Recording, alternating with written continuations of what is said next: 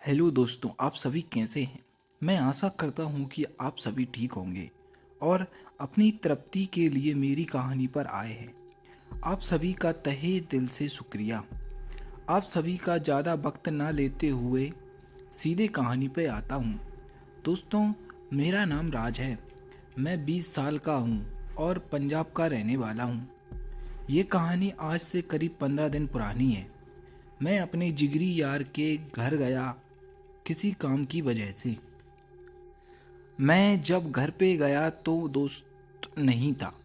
आवाज़ लगाई 2-3 बार, कोई नहीं। माँ पूजा, उसकी एक बहन है, उसका नाम पूजा है। जब वो छोटी थी तब से ही मैं उसके साथ घर आता जाता रहता था। मैं जब उसके घर जाता तो मैं, मेरा दोस्त और पूजा साथ में मस्ती शरारत करते थे। लेकिन मैंने कभी उसको गलत नज़र से नहीं देखा था। अब वो 18 साल की माल बन चुकी थी। उसकी एक दोस्त थी जिसका बॉयफ्रेंड उसके भाई का दोस्त था और उसकी सहेली उसके साथ खूब रोमांस वाली बात करती थी। वो सारी बातें पूजा को भी बताती थी, जिससे पूजा का मन भी अपने भाई के दोस्त के साथ रोमांस करने का होता था। बस भाई उसके साथ रोमांस करने का बहाना ढूंढ रही थी। वो मजाक मजाक में राज से चिपक जाती थी, पर इन सभी बातों का राज ज़्यादा ध्यान नहीं देता था।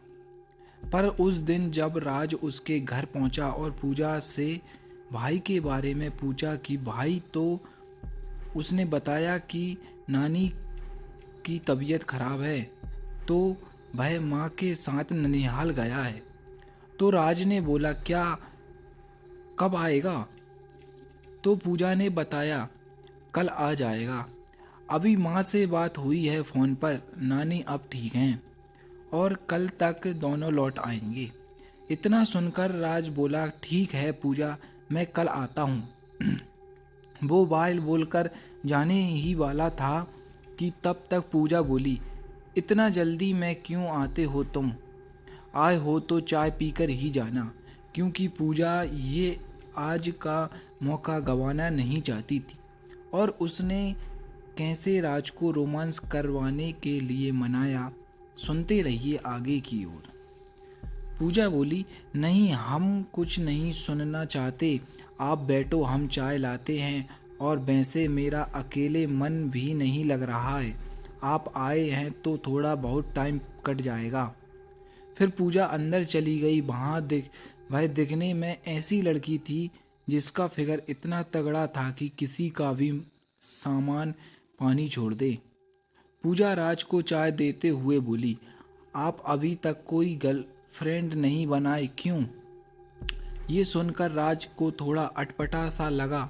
फिर वो बोला, नहीं पूजा, छोड़ो ये सब। पर पूजा भी जिद करने लगी कि बताओ। तो वो बोला, आज तक कोई मेरे दिल को भाई ही नहीं। फिर पूजा बोली, मैं बोलूँ कुछ? राज ने कहा, बोलो। पूजा ने कहा, मैं कैसी लगती हूँ? राज ने कहा, तुम बहुत सुंदर हो। फिर पूजा ने बोला, तो क्या मैं आपकी गर्लफ्रेंड बन सकती हूँ? आपको हर एक सुख दूंगी। राज ने कहा, तुम क्या बोल रही हो पूजा? अपने भाई के दोस्त से ऐसे बात करते हैं क्या? तुम मेरे लिए एक बच्ची हो, इससे ज़्यादा कुछ नहीं। पूजा ने कहा, मेरी जवानी देखकर बताओ, मैं तुम्हें बच्ची लगती हूँ? ऐसा फिगर किसी बच्ची का होता है? इस तरह की बातों से राज के अंदर की आग जलने लगी। फिर भी भय बोला, तुम पागल हो गई हो भाई, अगर जान गया तो क्या होगा? फिर राज के कहने से पहले पहले ही पूजा बोली, किसी को पता नहीं चलेगा। इतना बोलते ही वो राज के और नज़दीक आ गई, जिससे उसे राज की जवानी का ज्वालामुखी फटता हुआ महसूस हुआ। अब राज से भी बर्दाश्त नहीं हो रहा था और वो उसको किस करने लगा, क्योंकि वो जवान था। क्या गलत क्या सही नहीं सोचा और सोचना भी नहीं चाहिए ऐसी जगह पे। फिर राज ने पूजा से कहा कि पूजा, तुम बहुत सुंदर हो, बहुत खूबसूरत भी हो। मेरे दिल में भी तुम्हारे लिए फीलिंग है। पर तुम मेरे दोस्त की बहन हो, इसलिए मैं तुमसे दूरी बनाए हुए था, पर अब तुमसे दूर नहीं रहा जाता। आओ मेरी बाहों में, मैं तुम्हें बहुत प्यार देना चाहता हूँ। इतना कहकर राज ने पूजा को कसकर गले लगा लिया और किस करने लगा। फिर दोनों ने एक दूसरे को निर्वस्त्र कर दिया और दोनों मिलकर संबंध बनाने लगे। उस दिन दोनों ने एक या दो बार नहीं बल्कि कई बार संबंध बनाए। जब दोनों थक गए तो वहीं पर सो गए और उन दोनों की नींद लग गई। वो दोनों 3-4 घंटे तक सोते रहे।